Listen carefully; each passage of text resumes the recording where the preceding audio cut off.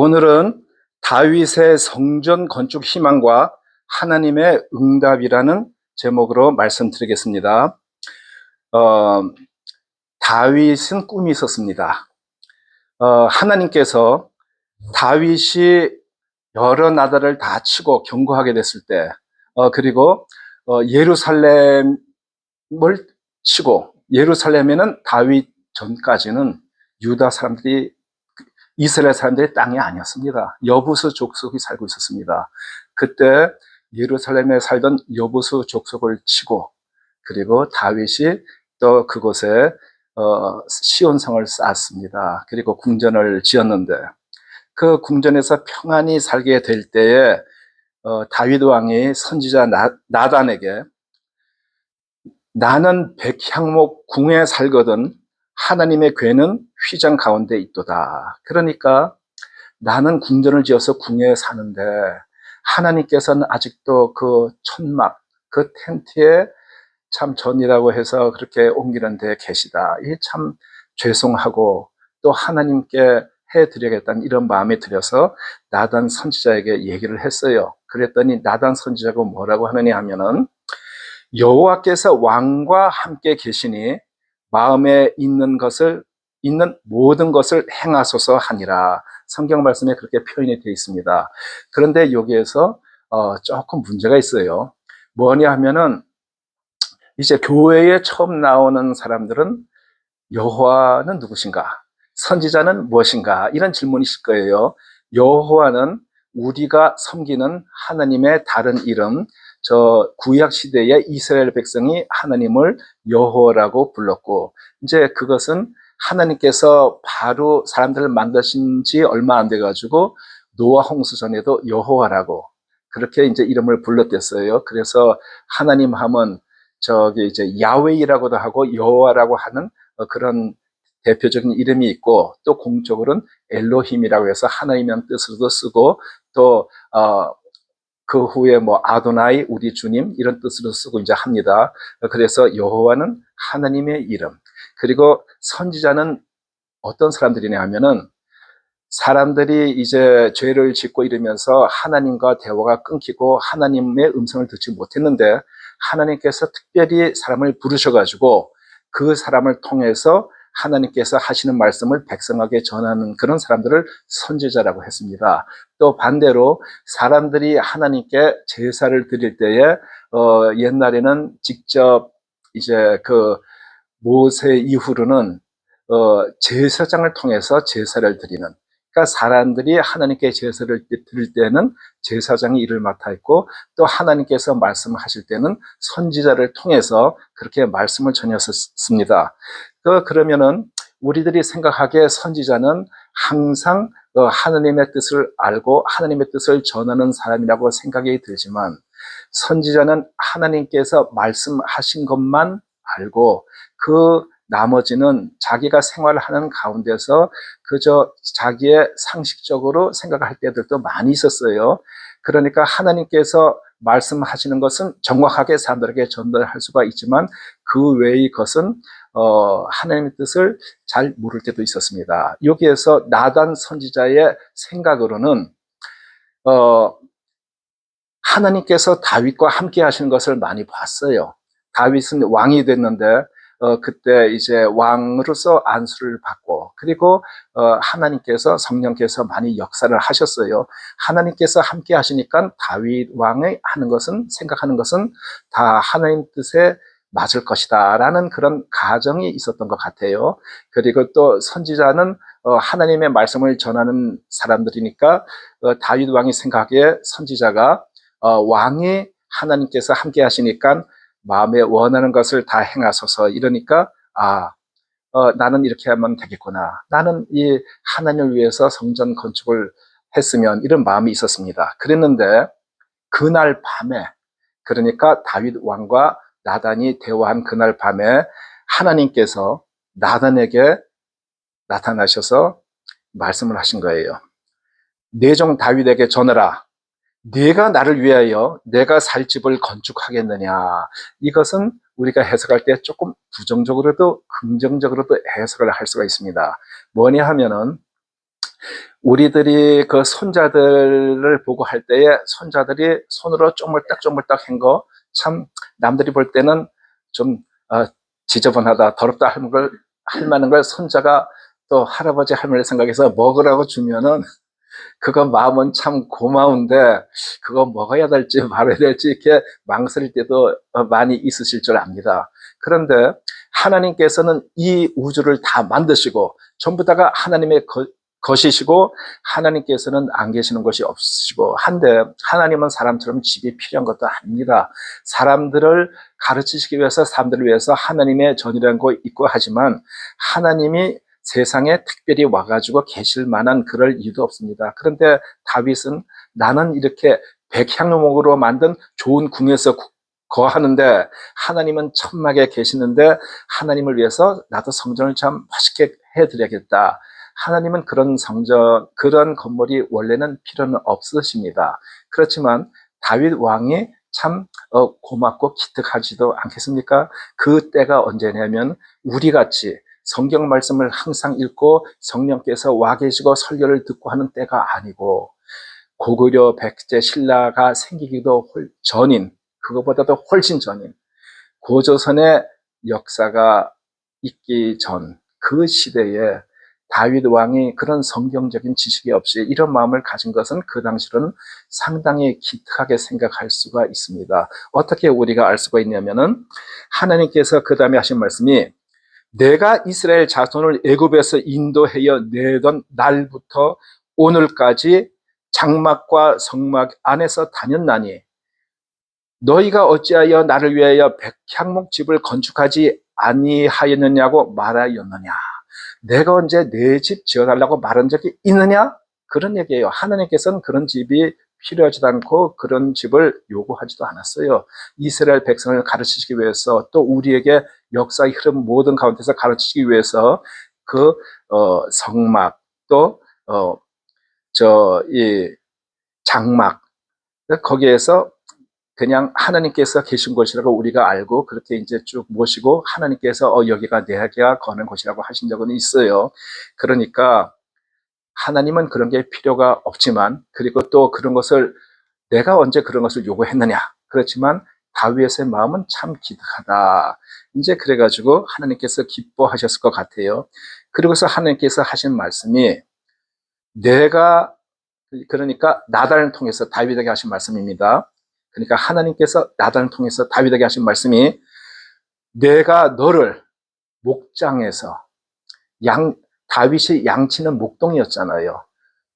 그 양치는 목동에서 데려다가 내 백성 이스라엘의 주권자로 삼고 그러니까 양치는 목동을 불러다가 왕으로 삼고 네가 가는 모든 곳에서 내가 너와 함께 있어 내 모든 원수를 내 앞에서 멸하였은즉 땅에서 위대한 자들의 이름같이 네 이름을 위대하게 만들어 주리라.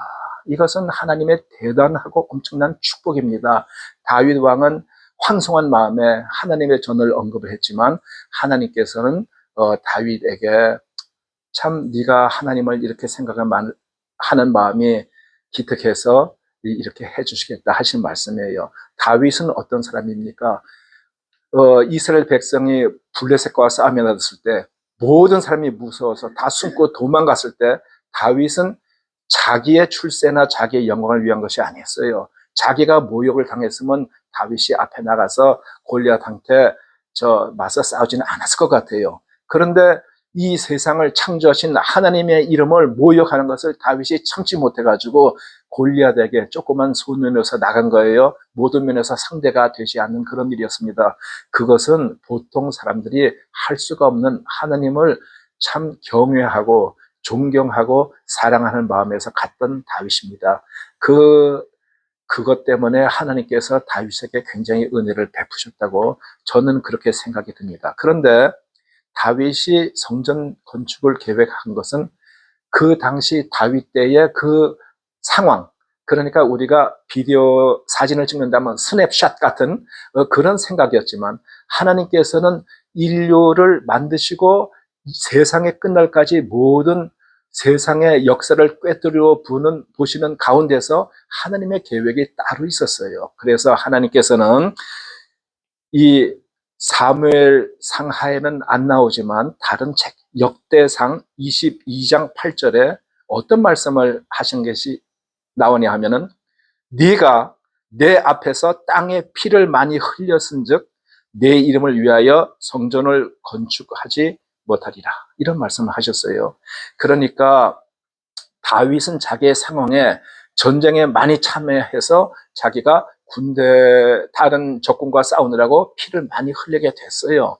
그런데 하나님의 생각은 성전 건축, 이것은 그래도 피를 흘리지 않은 평화의 상징을 가진, 예루살렘도 그 평화로운 의미를 가진 곳이고, 그리고 성전도 샬롬, 그 평화 상징을 하는 그런 삶이 세웠으면 하는 마음이 따로 있었기 때문에 다윗, 너는 피를 많이 흘렸으니까 너 말고. 그래서 이제 그 다음에 어떤 말씀이 나오냐면은 사무엘 7장 12절 13절, 내 수완이 차서 내 조상들과 함께 누울 때에, 그러니까 다윗 네가 죽고 난 다음에 내가 내 몸에서 내 씨를 내 뒤에 세워 그의 나라를 견고하게 하리라. 그는 내 이름을 위하여 집을 건축할 것이요 나는 그의 나라 왕위를 영원히 견고하게 하리라. 그러면 여기서 이제 누구를 우리가 생각할 수가 있냐면은 다윗의 아들 솔로몬을 생각할 수가 있습니다. 다윗의 아들 솔로몬이 다윗이 하고 싶었던 성전 건축의 꿈을 이루게 됩니다. 솔로몬이 건축을 하게 돼요. 그렇지만 여기에는 이중적인 뜻이 있습니다. 그 나라를 견고히 영원히 하게 되는 것은 누구 때에 이루어지냐면 예수님께서 오셨을 때에 이루어지게 됩니다. 다윗의 자손이 성전을 건축, 하나님과 다윗과 후손에게 영원한 왕국을 약속하시고, 그리고 다윗의 후손이 하나님의 주신 통치권을 계속해서 이어나갈 것을 그 선언을 하시는데, 그냥 그 성전 건축 자체는 솔로몬 때에 건축이 되고, 그 다음에 이스라엘 나라가 망할 때 파괴되었다가 스룹바벨이 다시 이제 건축을 하게 되고, 그 다음에 예수님 오시기 좀 전에 헤롯이 다시 증축을 하게 되고 이제 그렇습니다.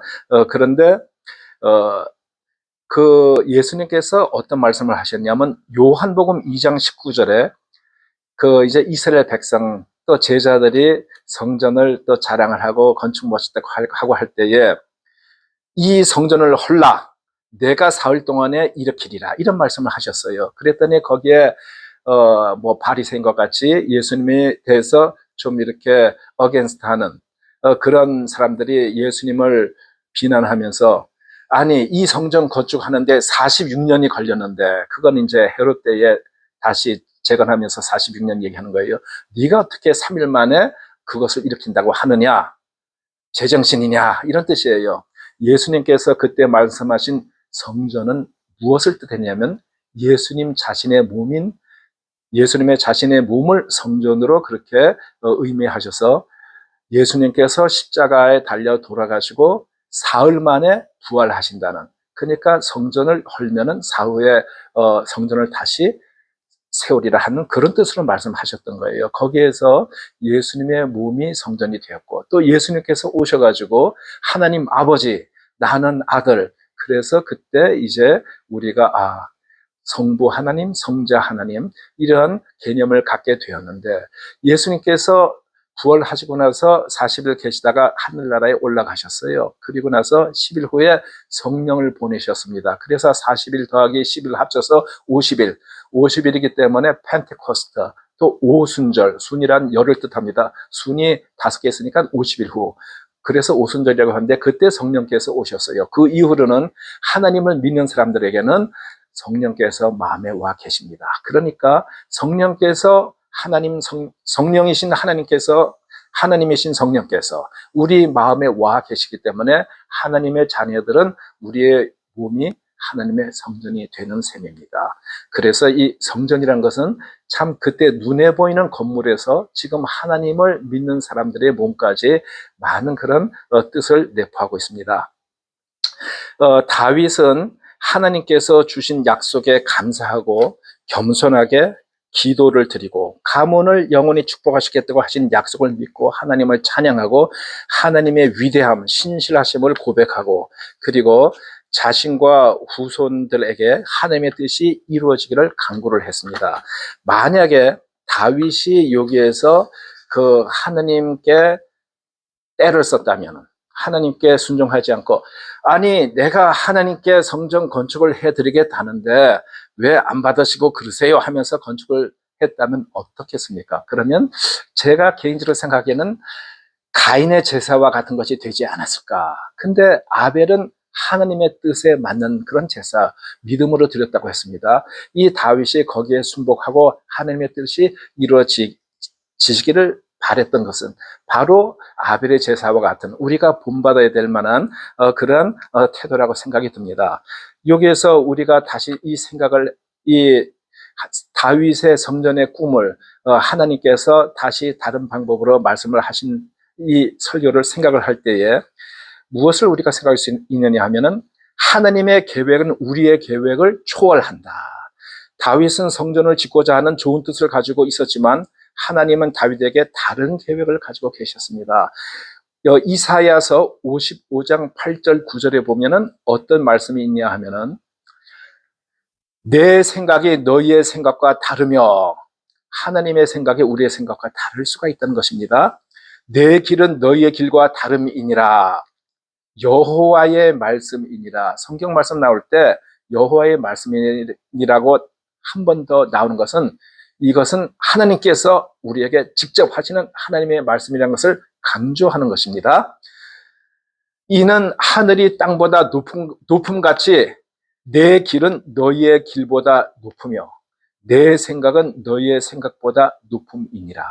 우리들은 근시안적이라서 우리 주위 밖에 알기가 힘듭니다. 역사를 배우고 있다 하더라도 우리가 리얼라이즈 하는 것, 우리가 실제로 느낀 것은 우리 주위에 우리의 삶에서 보는 시각으로 역사를 보기도 하고 판단을 하기도 하고 그렇습니다. 그런데 하나님께서는 이 세상에서 이 세상 마지막까지 꿰뚫어 보시면서 모든 그 시대를 보시면서 하나님의 계획을 진행하시기 때문에 사람의 계획은 하나님의 계획의 아주 작은 부분에 불과하고 거기에서 하나님께 우기는 것은 절대 맞는 태도가 아닙니다.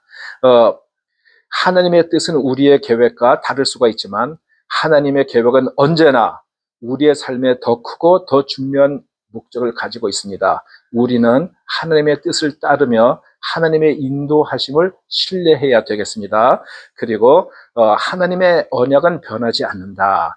하나님은 다윗과 그의 후손에게 영원한 왕국을 약속하셨습니다.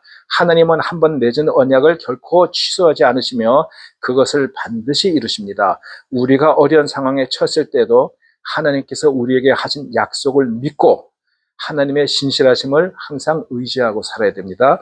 그리고 다윗의 태도를 보면 겸손과 찬양의 삶을 살았다. 다윗은 하나님께서 주신 약속에 감사하며 겸손하게 기도하고 찬양했습니다. 우리가 하나님의 뜻을 이해할 때 하나님의 은혜에 대한 감사와 찬양의 마음을 가져야 합니다. 우리의 삶 속에서 하나님의 위대함과 신실하심을 고백하며 살아가는 것이 중요합니다. 그러니까 우리의 생각에는 이것이 맞을 것 같고 참 이래야 될 것 같다 하더라도 우리가 기도하는 가운데서 성령 읽는 가운데서 하나님의 뜻이 다르다고 그렇게 판단이 될 때는 우리의 계획은 적고 하나님의 계획을 따르는 것이 모든 면에서 당연한 도리이고 우리 자신을 위해서도 그것이 더 좋고 맞는 길이라고 생각이 듭니다. 결론을 말씀드리겠습니다. 우리는 순종하는 삶을 살아야 됩니다. 우리가 일이 잘 안 됐을 때, 우리가 예상하지 못한 일이 생겼을 때에도 절대 낙심하지 말고 하나님을 신뢰하고 따르는 자세가 필요합니다. 하나님은 약속을 다 기억하십니다. 하나님은 이렇게 말을 바꾸고 하지 않습니다. 하나님이 어떻게 하나님의 하시는 일을 약속을 성취하시는지 우리가 기대를 하고 트레이스를 하면서, 그리고 하나님의 은혜에 대해서 감사하고 찬양하는 그런 생활을 해야 되겠습니다. 다윗은 성전을 짓고자 했지만 하나님은 다윗이 생각하는 성전과는 다른 더 크고 놀라운 계획을 가지고 계셨습니다. 우리도 하나님이 이루실 계획을 믿고 하나님의 신실하심에 의지하며 그렇게 살아가면은 여러분들이 복을 받을 줄 압니다. 감사합니다.